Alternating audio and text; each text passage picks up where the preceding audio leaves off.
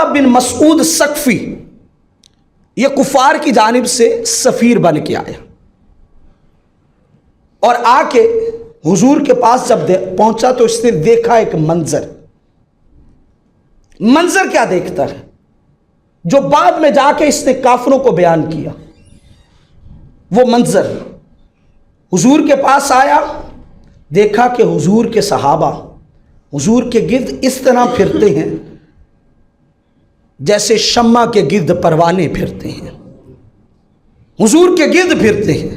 حضور صلی اللہ علیہ وسلم تھوک مبارک پھینکتے ہیں تو صحابہ ہاتھ کر دیتے ہیں, زمین پہ گرنے نہیں دیتے.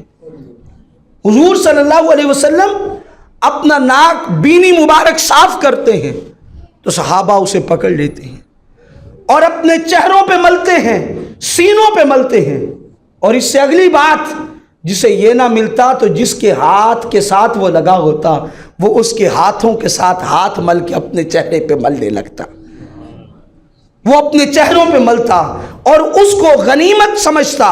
حضور صلی اللہ علیہ وسلم اپنے منہ مبارک ترشواتے, بال ترشواتے تو صحابہ زمین پہ گرنے نہ دیتے. حضور صلی اللہ علیہ وسلم جب گفتگو کرتے صحابہ گفتگو کو پست کر لیتے, بڑی تعظیم سے بڑے ادب سے حضور کا کلام سنتے. حضور اشارہ فرماتے, صحابہ بھاگتے چلے آتے. عروہ بن مسعود ثقفی نے ساری کیفیت جب یہ دیکھ لی تو پھر گیا کافروں کے پاس, جا کے کہنے لگا تم کس شخص سے لڑنے کا ارادہ کر بیٹھے ہو, کس شخص سے جنگ کرنا چاہتے ہو؟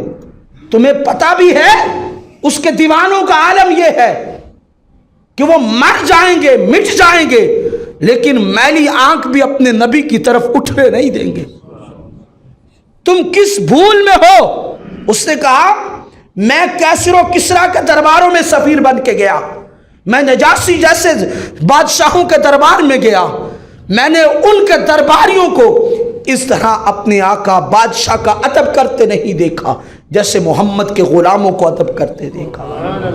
کوئی شخص ان سے قدم آگے نہیں رکھتا, کوئی شخص اپنی آواز بلند نہیں کرتا, کوئی ان کے حکم کے سامنے حکم عدولی نہیں کرتا, ان کے بالوں کو تبرک سمجھ کے رکھتے ہیں, ان کی ریٹھ مبارک کو اپنے چہروں پہ ملتے ہیں.